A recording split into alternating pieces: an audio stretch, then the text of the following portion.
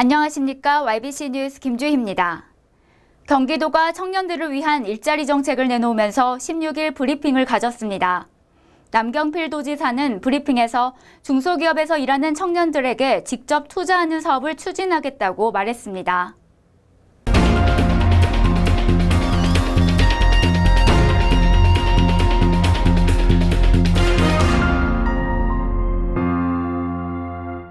남경필 경기도지사가 청년들의 취업난과 중소기업 구직난 해소를 위한 일하는 청년 시리즈 정책을 발표했습니다.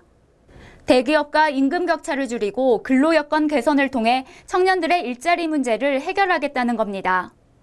청년구직 지원금 신청자에게 저희가 설문조사를 해보니까 역시 낮은 급여, 복리후생 이것이 가장 큰 문제이고요. 또 그러면 왜 중소기업을 일찍 그만두느냐? 역시 근로여건에는 급여, 근무환경, 근무시간 이런 것들이 있고요. 뭐 다른 이유들이 있습니다. 그러면서 청년들은 일자리가 없어 힘들어하고 도내 중소기업 대표들은 일하는 사람을 찾기 어렵다며 구직난과 구인난이 동시에 발생하는 구조적인 문제가 근본 원인이라고 말했습니다. 구직난과 구인난이 동시에 존재하고 있는 것이 지금 2017년 경기도, 대한민국의 현실입니다. 그래서 이 두 가지의 구조적인 미스매치를 해결하기 위한 정책을 오늘 국민들께 설명드리고자 합니다.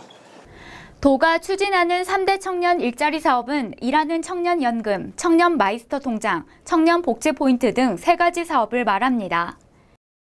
청년연금은 도내 중소기업에 재직하는 청년에게 1:1 매칭 납입을 통해 최대 1억 원까지 자산 형성을 지원하고 청년 마이스터 통장은 도내 기업 근로자에게 월 30만 원씩 2년간 임금을 지원하는 데 있습니다. 끝으로 복지 포인트는 연 최대 120만 원까지 근로자의 복리후생을 마련해준다는 방침입니다. 남 지사는 이번 정책이 도내 중소기업의 장기 근속을 유도하고 나아가 청년 구직자의 일자리 창출로도 이어지는 선순환 구조 확립에 도움을 주는 정책이라고 강조했습니다. 또 안정적인 정책 시행으로 이어지기 위한 전담 부서를 설치하고 경기도 일자리재단의 본부급 추진단을 구성한다는 내용도 포함시켰습니다.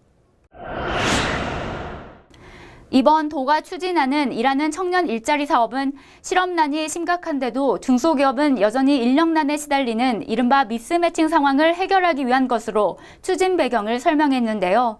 이번 사업을 위해 편성된 추경 예산안 약 2천억 원이 의회에 통과되면 도는 정부 부처의 협의와 선정 절차 등을 거쳐 올 11월부터 사업을 시작할 방침입니다.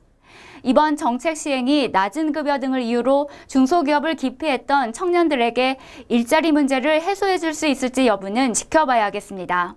YBC 뉴스 김주희였습니다. 시청해 주셔서 고맙습니다.